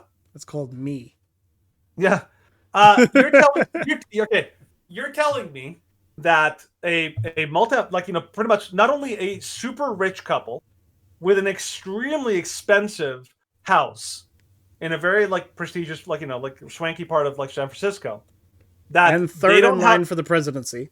And so that they're not just rich, they're also important, which means that they would have extra security, and they've shown that they would have round-the-clock security for not just the Speaker of the House, who was in Washington at the time, but also for her entire family. And they've had the media went to great lengths to show you how people have come to their house and vandalized. People have come and put severed pigs' heads and all that. I'm like, wouldn't that tell you that maybe you should have a little more security at all? So no security, people in the vicinity at all. No security system, and you also have no footage. Because remember, this is also a very expensive house. You want me to believe they don't have security cameras, and we don't have any of the footage? Mm-hmm. Little suspect, right? And also, we don't have the 911 call. Altogether, what is the most likely scenario that their security was non-existent, that the alarm was off, that the cameras were also surprisingly off, and 911 calls for some reason can't be released? Or is it more likely that Paul Pelosi let him into the house for whatever reason you want? Mm-hmm. Because let me put it this way: if I live at an extremely swanky house with security, with alarms, with cameras, with everything else, the only way someone gets into my house at that time of night is because I let them in.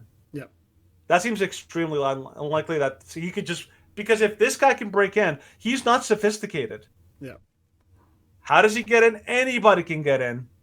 Something doesn't smell right. Go to the last picture. That's for you, Steven. Okay, so from Okay. Dinesh. Now, he actually had the balls to say what a lot of people are saying. Yeah. Assailants in his underpants. Number 2. 1. Well, Pelosi knows his name and tells police he's a friend. Okay. Number 3. 3. Assailant asks where's Nancy to questionably make sure she's not home. Okay. Number 4. Number 4. Pelosi takes a bathroom break from spat and makes a 911 call. Conclusion. Potentially the guy was a male prostitute or a sex partner. Okay. That's what a lot of people are saying. I don't know. Did you know this, Stephen? I didn't know until I started. Did you know that in that that DUI that Paul Pelosi was a couple months there ago? was another person? I didn't know that. Did you? I literally just found out like recently that there was Mm-hmm. another person, and that person was unidentified. So you take all of these details. You're like, okay, is it plausible? That's the thing I like to ask. Is it plausible that Paul Pelosi was having, like, some guy there for whatever reason? He let him in for whatever reason, and either they were doing drugs or they were having some kind of rendezvous, and it went south, and Paul Pelosi had to call the cops, and they showed up, and it's only once they showed up that this guy went off the Everything rails. went haywire. Yeah. Remember, a lot of the things they're telling you in the media are speculation or hearsay. They're not verified. Now, is it possible that Paul Pelosi may have lied about some details and the police and media are lying about certain details in order to cover for what might have really been happening, which may be embarrassing to Paul Pelosi and to the House Speaker? Yes, that is very possible, and it is very plausible. Now, is it possible that this whole thing was absolutely this guy broke in and just tried to hold Paul Pelosi at hammer point in order to get the Speaker of the House and hurt her or something like that? It's plausible, but a lot of the details don't fit that narrative, especially the fact that how did he get in to what should be a very secure house? All of that you have to answer. I'll let you be the we believe that you're smart people. We don't think you're dumb. Look at all the details. Look into it. Yeah. Make the conclusions for yourself. Yeah. Like the official story and the official timeline is a little odd. Yeah. A lot of the details don't fit. You need to be a Jake Peralta or an Amy Santiago. Go out there, take those details, and figure out what's really going on. Mm-hmm. Don't believe what you're told. Yes. Okay. So this is our final. Now we're moving on to the final segment. The final segment, I announced that this initially would be happening on Thursday as a part of our live stream, but the video was shorter than I expected, so I decided to just have it at the end of today's episode. So the video which we are going to be watching is from, of course, a group and an entity, an organization called Choice for Two. It's run by Laura Clausen, who, of course, is an individual which we both admire for her work in Ontario and around Canada and around the world. And she's made some really fantastic videos with colored hair and kind of wacky schemes. Of course, the most popular one would be the magical birth canal video.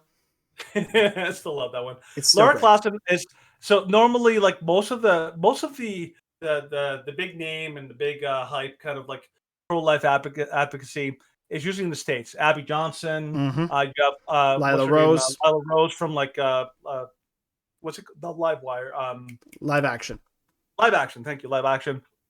But she's kind of giving them a run for their money. And some of the videos that she produces are amazing. One of my favorites, my all-time favorites, and I'm pretty sure this is Choice 42, is that one that compares abortion to sacrifice to Moloch. That's that them again? Yep. Yes. Yep. Okay. That's one of my favorite videos. It was very good. I one of the things I like is that okay.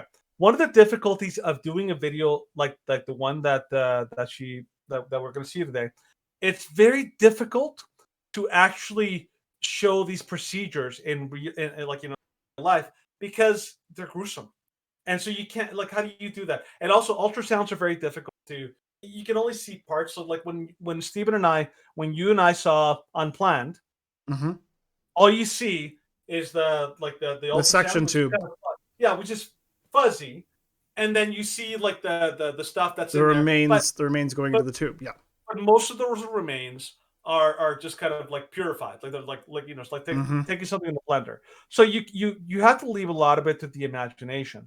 However, one of the amazing things, the power of animation makes it possible for you to see something that is heart wrenching, but still make it like appropriate, enough that you can still watch it. Yeah. So this video, by the way, for a lot of you, this is not an easy video to watch. Okay, but Daddy, have you already seen this? No, maybe I have, maybe I haven't. Go on. You cheated. Well, you cheated too. No, I didn't. I thought you did. No. Oh, I thought you actually already had. No, I have been like waiting for this moment. I have put it off. I've been like tempted, but I resisted so that it could be my live reaction for the show. Sorry, go ahead. You can like watch it. You're dead. Anyways, here's the. Anyways. All right, so we're going to be watching The Procedure from Choice for Two, of course, promoted and produced by Lure, or Lore. I don't know how to pronounce that. And, of course, voice acted by Kevin Sorbo. I love that guy. I know. All right, let's go Hercules. For it. Oh, I double-clicked it.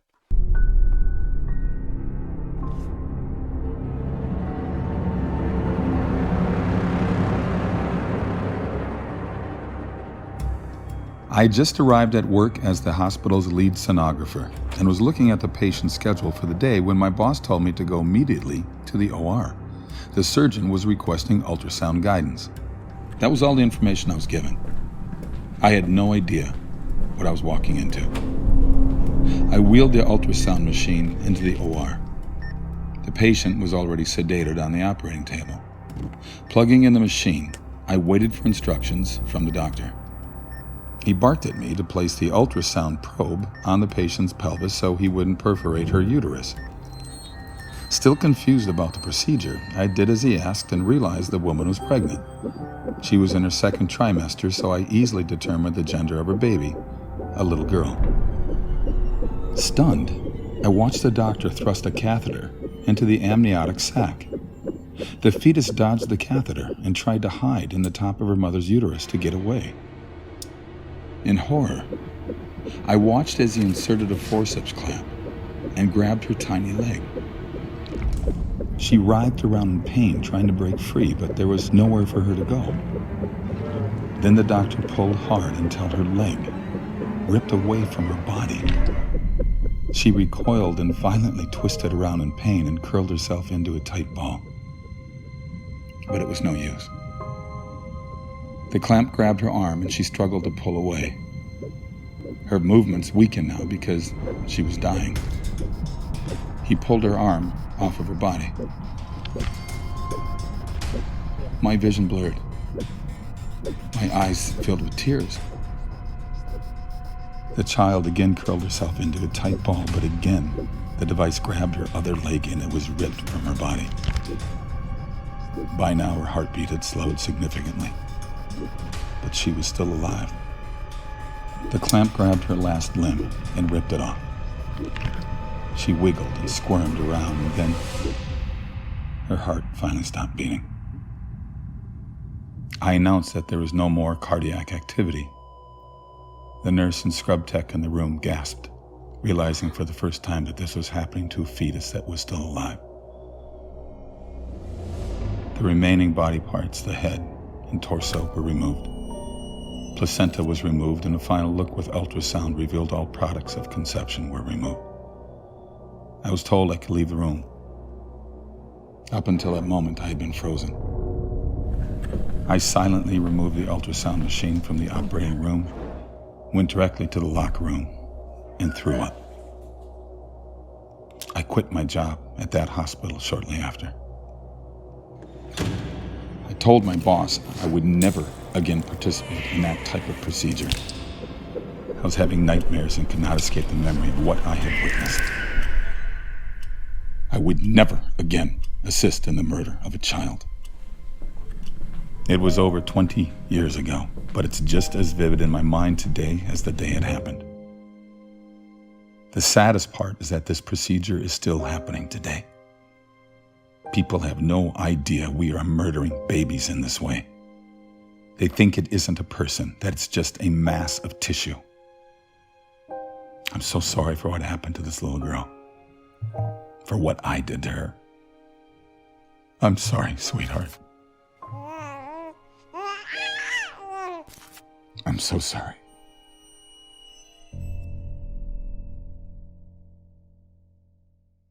Ooh. Oh, Well, that's what are your thoughts? brutal. Isn't that brutal? It doesn't get easier to watch that, eh? No, like, Doesn't matter how many times. okay, like we were talking about Unplanned earlier. Yeah. In that film, you have a reaction to it, and it's visceral. It's visceral, and it's different, of course, from men and women. And I've mentioned this multiple times in the show. Men get angry. Yeah. And women just weep uncontrollably. And I'm sure that's basically the reaction of people watching this film. Like, for those that are, of course, watching my reaction, and I'm just dead-faced. Mm-hmm. Like, there's nothing that you can do except watch in abject horror. Mm-hmm. And, of course, we've been pro-life activists for quite some time. We know what happens in these procedures. Mm-hmm. We know the horror and the villainy and the cruelty and the depravity of these individuals that are performing these operations and these treatments. Like, every single doctor that performs an abortion should be locked up for the rest of their lives and never see the light of day.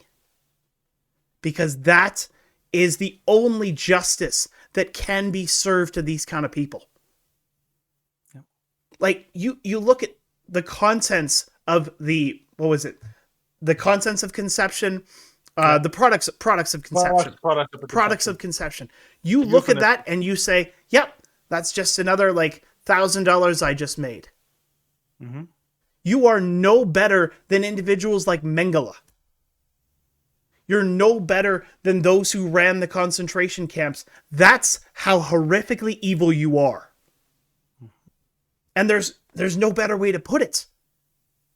And yes, there are people that fight for the choice to make these decisions. They're like, oh, people don't make this on a whim. Yes, they do.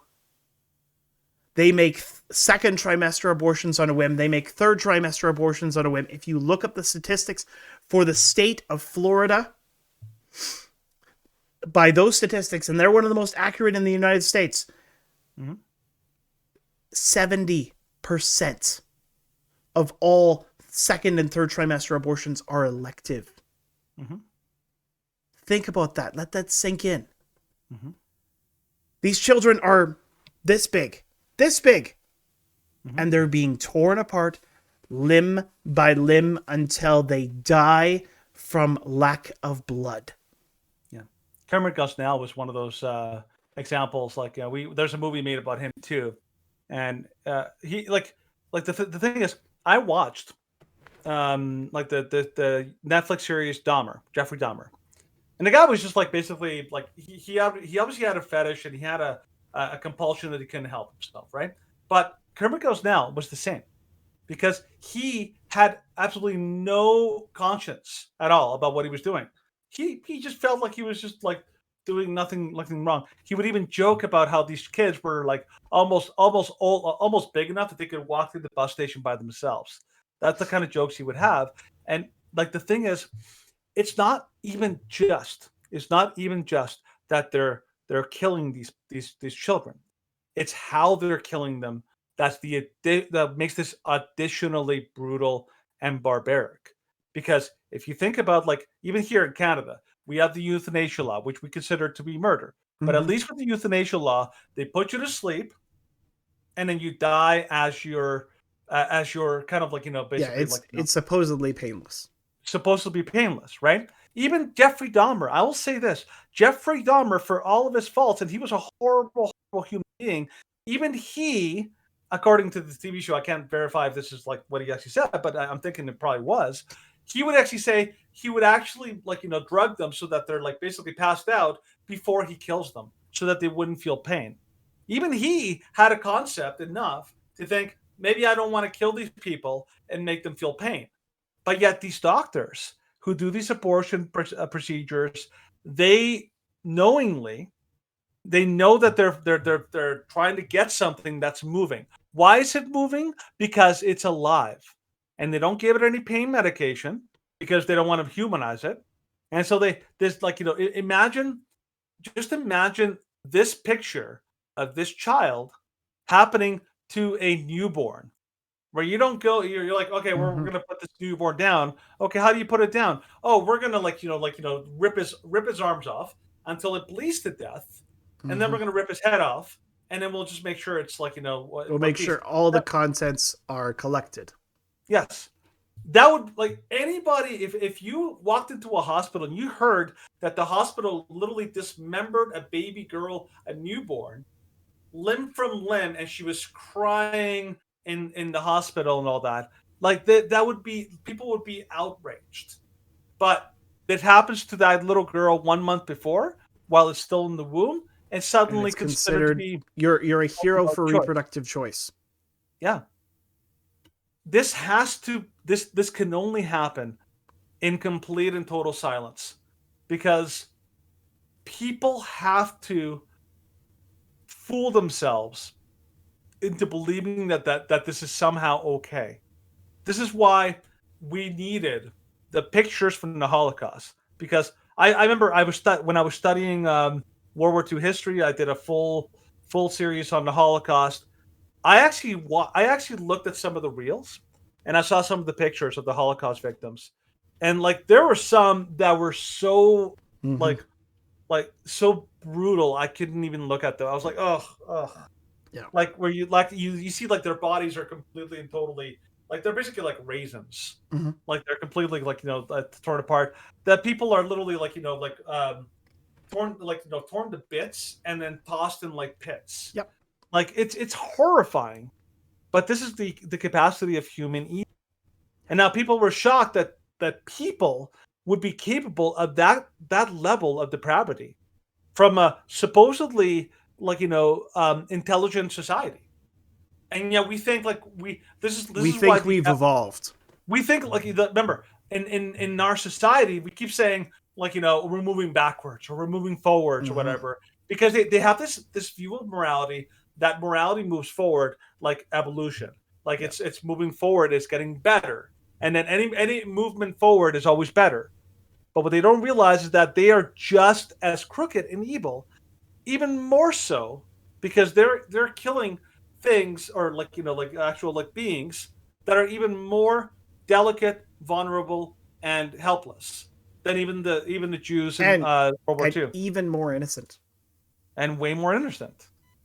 Like it's brutal. There's a reason why we get we feel even more angry at some a rapist who rapes children. Yep. A rapist who rapes women, that's horrible, and we hate it, and everyone despises that. A rapist who intentionally goes out of his way to rape children, that's an additionally worse level of evil. These people are doing this. Just imagine that doctor in there. His conscience has to be completely gone. Oh yeah, he has to be morally vapid. Morally vapid in order to be able to do that. And we've heard testimonies of abortion doctors and abortion nurses. Abby Johnson is one of them, who for years it just never clicked. It never clicked.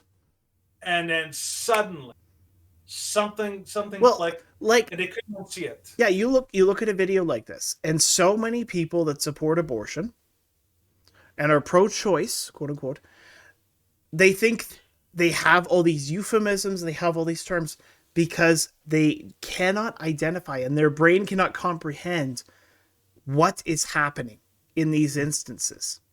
Every time these people think of abortion, it's just like, well, it's just a few cells, and they're just sloughing off, and it's nothing. Mm-hmm. Whereas, of course, even at 6 weeks, like we know at 6 weeks, there is a beating heart. There is fetal brain activity. Yep. Yes, it's small, but as Yoda says, size matters not. or as Horton here's a who who. says. Exactly. Yeah. I forget what the line is. It's like, a person's a person. A person's no to person's no matter how small. That's the one, yeah. Because size is not a determinant of personhood. Brain activity is not a determinant of personhood. Heartbeat is not a determinant of personhood. Humanity is a determinant of personhood. They are human from conception until death.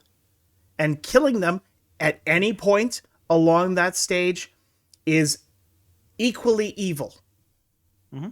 Anywhere along that, it's still murder, it's still killing, and it's still wrong, and we will always oppose it. I think that the problem is that they found an imaginary line. Mm-hmm. This is why that the magical birth canal video was so popular, because what they did is they found an imaginary line up to which you could, they give people almost like an out. People are always looking for an out, and so the imaginary line was like the birth canal, right? And so we believe that it is just as wrong to kill a 1-month-old as it is to kill a 1-year-old, as it is to kill a 10-year-old. It doesn't matter if you killed a newborn, like a toddler or a teenager. It's all murder, right? But suddenly that rule disappears the second you go inside the womb, and that is what they've done. They've given them an out in order to make it acceptable. And believe it or not, this is not new. Every society that justified the murder of its own citizens had to dehumanize them. Like, I remember studying the Tutsis, like the Rwanda genocide. They had to, and they did it for a long time.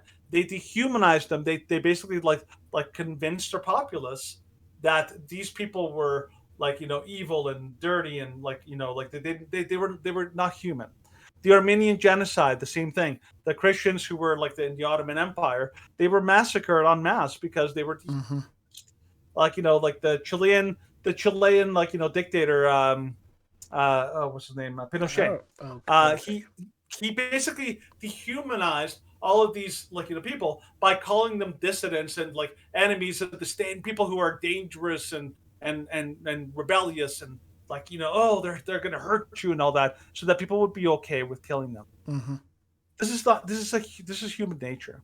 Yep. The fact that people don't realize that it shows that this is the tendency of human nature. Yep. We're given a story, and we believe it, and then we believe it, so we can't unbelieve it. This is what happened to the German people during the Holocaust. They were in Germany. They knew what was happening. They didn't know exactly what was happening. People were being sent to these camps, and they weren't coming back. They knew that. Just like people know that the woman's going into an abortion facility pregnant, and she's coming out not pregnant. They're not. This is not that difficult to piece together. But the problem is people are willing to piece it together because it's too convenient. Yeah. They're willing to look past it because it's easier for their conscience to take. Yeah. Because it's if you fully acknowledge, it's like, yep, I am accepting and I am encouraging and I am promoting the slaughter of a human being, of an innocent life then what does that make you? It makes you an apologist for evil. And they do not want to accept that. They do not want to even broach that concept. So they have to use, it's not human. It's a clump of cells. It's all these things in which technically it's described, but it willfully ignores the value of these tiny beings. Yeah, the thing is that everyone you talk to who used to be pro-choice and who became pro-life, what is the one thing they always tell you? They always tell you that they basically were lied to. Every single one of them. They always say, "I was lied to," or like I was told these things. I was lied to. I was told these things, or there was finally a moment when it snapped on them. That was sort of the moment for, I think it was Bernard Nathanson, where it was just like, this is what I've been doing. And I have been an active participant, and I've been committing this evil, and it weighed on his soul for the rest of his life. Yeah. He was for all the good he did, he would still at the end, he was a broken man. Because the guilt weighed on him like 100 millstones. Because that's effectively the weight on his soul. Yeah. For what he did. And I think that's why videos like this are so important. Because unfortunately, you can have all the debates you want with people, and we've had many debates with people about this issue. And unfortunately, sometimes it has to be something like this before it really kicks in what they're actually doing. They're actually supporting. And another thing which this video does very, very well is not just show you the horrific reality of abortion, but it shows direct comparisons, and it flips back and forth between the unborn child at that age and a 7-month-old, an infant, and a 1-year-old. Like even as a dad with, of course, a young girl who's about a year and a half, you couldn't help but see your own kids' faces in those images.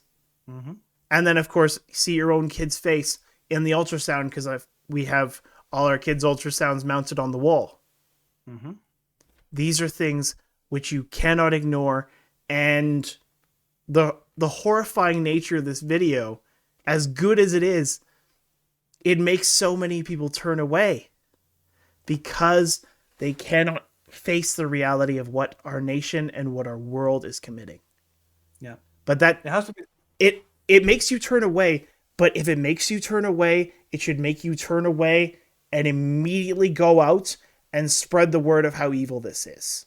Yeah. Do not look at this video and say, okay, like this has scarred me to my core, but I'm too ashamed to share it because people might get mad at me. If the reaction that you had was horror or angry or weeping, then please, for the love of God, not just share our reaction to it, but share this video with everyone you know. Because everyone should be made aware of this. This should be public knowledge. Yeah. So that anybody who's even on the fence should be, oh my gosh, that's what they're supporting? Yes, that's what they're supporting. Yeah. So take a stance. Do it now. Yeah. And the big thing is that evil thrives in the dark. There's a reason why abortion has been more pernicious and more difficult a nut to crack than slavery or even the Holocaust. The Holocaust they could keep hidden. Yep. For a long time. While, yeah. But once it was once it was made public, then everyone was horrified by it. I think the same thing happened with slavery. A long time, people in the North didn't really understand how bad slavery was. How big it was, how much it was impacting. Yeah. Until what was the catalyst in slavery thing, Stephen? What was the catalyst? What was the one specific thing you can pinpoint that turned public opinion against slavery in the South? And it was Uncle Tom's Diary.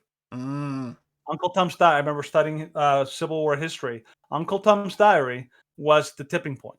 That book showed people in the North the ugly, horrible reality of what was actually going on in these slave plantations. Isn't it Uncle Tom's Cabin? Uncle Tom's Cabin, yeah. Yeah. So yeah, that's a book. Mm-hmm. In obviously the Holocaust, the pictures. Those pictures are what made like everyone suddenly like take up and like, oh my gosh, what have we done? And then in the civil rights movement, it was that one boy who was lynched by these two men in the South, and his mom decided to like have an open casket so people could see his like mangled and totally destroyed body, and they basically like and that image is the thing that galvanized the civil rights movement to be able to actually to basically say like, we've had enough. This is done. We can't have this. I'm glad that right now with abortion, as we're getting more sophisticated, as we're getting more people towards it, we're getting to that point. And really what we want is we want to get to that tipping point. That tipping point where people are finally saying, this is horrifying what we're doing. We are not doing right. And so that's what we're hoping. So this is a great step in that direction. By the way, great job to everyone at Choice 42, not only for making this, also for having the guts to share it. Because let's face it. And this is only the first video of their Exposed series. And Laura, if you're down for it, we'll live react to them all. Yeah. So let us know, and we'll do it. We'll do it. Yeah. All right.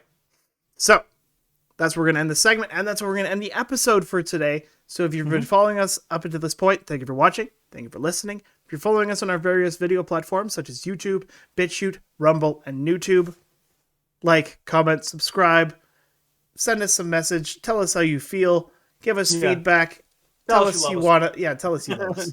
Please. That's right. Oh, Lord, tell us you love us. Oh my God. It's like, I worked so hard. Starbucks crying. I worked so hard, and nobody even liked my video. It's terrible. We only got 3 views. No. Oh my God. Yeah. But please do that. If you're following us on our text platforms, such as BitChute, but just Twitter, Getter, Facebook, and Parler, I'm out of source today, then you know what to do. You're on these various platforms. It's different for every platform. So do what you must to spread the word of our great message. Be our minions. Go out. Be our minions, but not our disciples. We're not Kathy Hochul. Who might actually be like voted out. So I'm thank goodness. Please, oh Lord, kick her out. Please, oh Lord, send a mighty red wave, and take her out. Yeah. Speaking of red waves, so announcing some future messaging and future events. Next Tuesday, we are going to be having a live stream. It's going to be a longer live stream. I think it's still going to be at my house. And it's going to be covering the midterm elections. And if there's some crazy shenanigans, then we'll let you know. It'll basically just be a general discussion. If you want to join in on the conversation, of course, it will be on Twitch and YouTube as regular. And it'll be much more casual than our usual show. We'll basically have a bunch of snacks, and we'll probably order pizza, and we'll just be like, oh, look at this. Haha. Hey, it'll be good. Yeah, it'll be good. Most of the content on that day will be user-driven.